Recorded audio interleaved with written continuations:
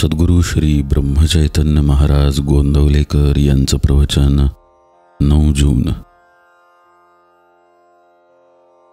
वासना नाश हाच मोक्ष।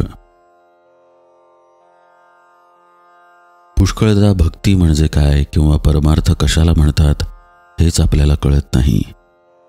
ज्याला प्रपंच नीट करता येत नाही त्याला नाही परमार्थ करता येणार। प्रपंचाला कंटाळून भक्ती नाही येणार।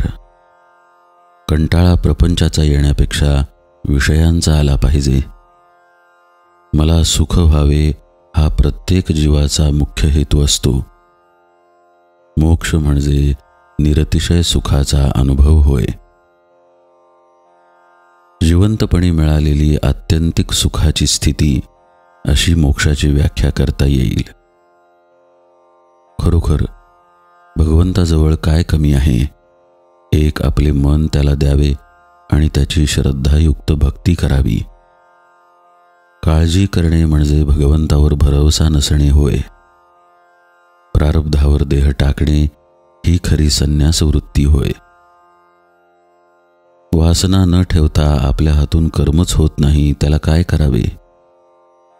माझे समाधान माझ्याजवळ असताना दुसरीकडे ते मिळेल असे आपल्याला वाटते, हेच आपले चुकते। हवे पण संपले नाही तोपर्यंत समाधान नाही। हव्यास मरेपर्यंत सुटतच नाही।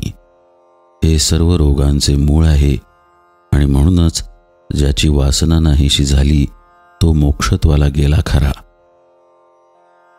आशेची निराशा झाली नाही तोपर्यंत भगवंताचा दास नाही होता येणार।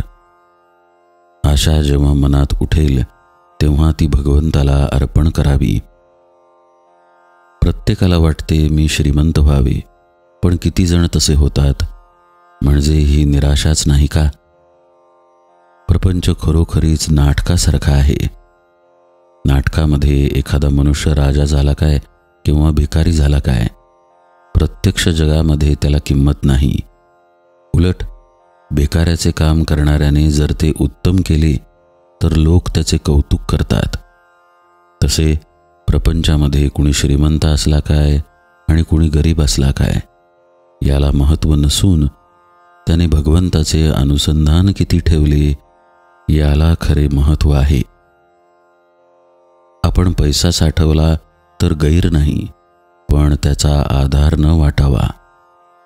अनुसंधानाच्या आड त्याला येऊ देऊ नये। विषयावर जोपर्यंत तुमचे सुख अवलंबून आहे तोपर्यंत भक्तीचे खरे सुख मिळत नाही। एक भगवंतच मनापासून हवा असे वाटले म्हणजे तो प्राप्त होतो। मी करतो असे कधीच म्हणू नये।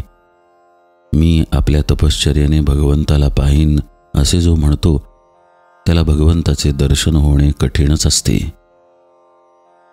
विषय मिळाला नाही म्हणजे तळमळ लागते, त्याप्रमाणे भगवंत भेटला नाही तर तळमळ लागावी। आजच्या आपल्या स्थितीत आपल्याला काय करता येणे शक्य आहे हे प्रथम पहावे। परमार्थ समजून जो त्याचे आचरण करील त्याला तो लवकर साधेल। त्या माणसाला प्रपंच सोडून जाण्याचे कारण उरणार नाही। हवे व नको याचा आग्रह नसावा, यातच वासनेचे मरण आहे। जानकी जीवन स्मरण जय जय राम।